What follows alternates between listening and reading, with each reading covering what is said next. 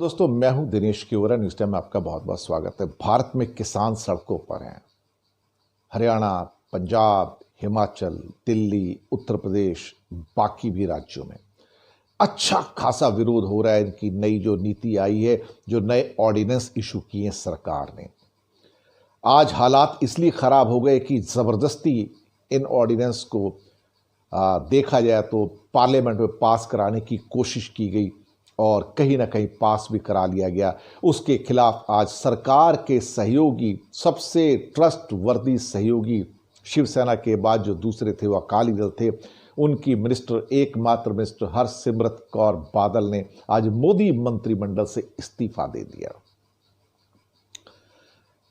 दरअसल अकाली दल के बहुत ज़्यादा मेंबर्स नहीं हैं तो उससे सरकार के ऊपर कोई प्रभाव नहीं पड़ेगा, लेकिन अकाली दल का एनडीए को छोड़ के जाना, बीजेपी को छोड़ के जाना, कहीं ना कहीं ये एक नीचे जो एक क्या कहते हैं ना कुछ हो रहा है। धरती के नीचे कुछ पक रहा है, कुछ कंपन आ रहे हैं। छोटे छोटे भूकंप हैं जो बाद में एक बड़े भूकंप की जगह लेंगे। कहीं ना कुछ ऐसा हो रहा है जो नीचे से एक सिमरिंग ऊपर आ रही है। जैसे कि अनएम्प्लॉयड ने आज बहुत बड़ा ट्रेंड चलाया राष्ट्रीय बेरोजगार दिवस के रूप में, जुमला दिवस के रूप में बेरोजगारों के द्वारा।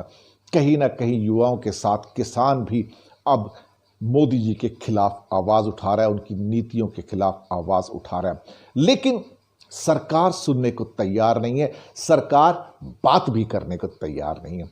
अब सरकार की हेकड़ी ऐसी है, हठ ऐसी है कि अब ये कुछ सुनना नहीं चाहते। कोई कुछ भी कहे, इन्हें नहीं सुनना है, क्योंकि ये समझते हैं जो वो कहते हैं, जो करते हैं, वही सबसे बेहतर है।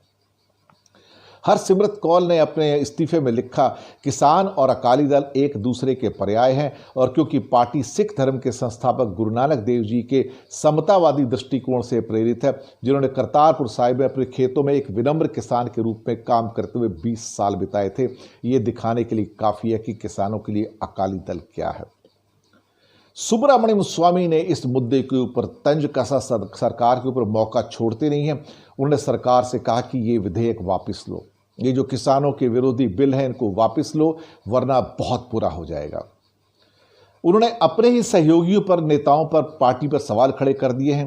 उन्होंने कहा है कि लोकसभा में बहुमत होने का मतलब ये नहीं कि आप एनडीए की सरकार बना सकते हैं, और अगर आपने एनडीए की सरकार बनाई तो फिर आप अपने सहयोगियों से चर्चा क्यों नहीं करते। बिना किसी से बात किए, बिना किसी से चर्चा किए आपने बिलों को पास करवाने की कोशिश की है। विधेयक को वापस लीजिए और कम से कम सर्वसम्मति के लिए अपने सहयोगियों से पहले बात कीजिए, उसके बाद आगे बढ़िए।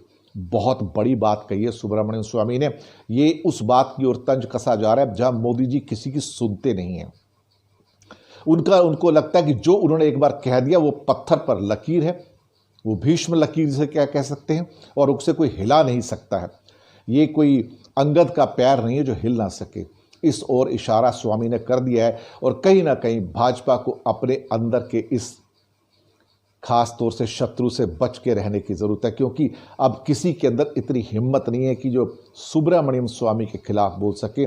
और उन्होंने बीजेपी के आईटी सेल को, जो चीफ उसके मालवीय, उनको भी रॉक कह के बुलाया है और चेतावनी दी कि थर्सडे तक इनको बाहर निकाल दो। कहीं ना कहीं इनका सारे जो प्रमुख विधायक हैं, जो इधर जो खासतौर से विधेयक जो आए हैं किसानों पे, पंजाब हरियाणा में जमकर विरोध हो रहा है और इसे किसान विरोधी बताया जा रहा है। राज्य सरकारों ने इसे फेडरल स्ट्रक्चर के खिलाफ बताया है और इसको वापस लेने के लिए कहा है। इस बीच अकाली दल ने अपने लोगों से कहा है कि जब ये बिल पास होने के लिए आए तो इसके खिलाफ वोट करना है आपको। हालांकि हो सकता है इससे कोई बीजेपी के मेंबर्स पे कोई फर्क ना पड़े, वो तो वोट देंगे।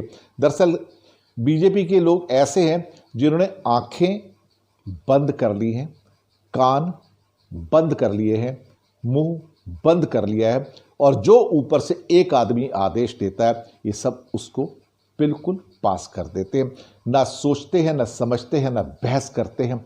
पता नहीं कहाँ चली गई वो बीजेपी जिसके अंदर मुखर स्वर होते थे और वो अच्छी और बुरी बातें बिल्स के अंदर ढूंढ के उसको करेक्ट करवाया करते थे।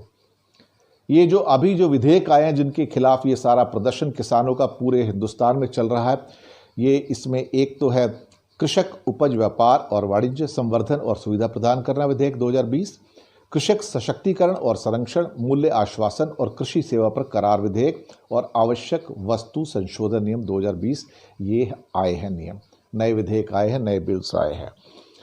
देखते हैं आगे क्या होता है। लेकिन फिलहाल हालात खराब हैं, सड़क के ऊपर किसान हैं, पार्लियामेंट तक पहुंच गए हैं, लेकिन सरकार अपनी जिद पर अड़ी हुई है। लेकिन अकाली दल ने फैसला कर लिया कि वो सरकार से अलग हो जाएगी। सुब्रमण्यम स्वामी ने भी चेतावनी दी है। शायद सरकार को सुनने की आदत नहीं है, युवा वैसे ही खिलाफ जा रहे हैं, अब किसान भी खिलाफ जाएंगे।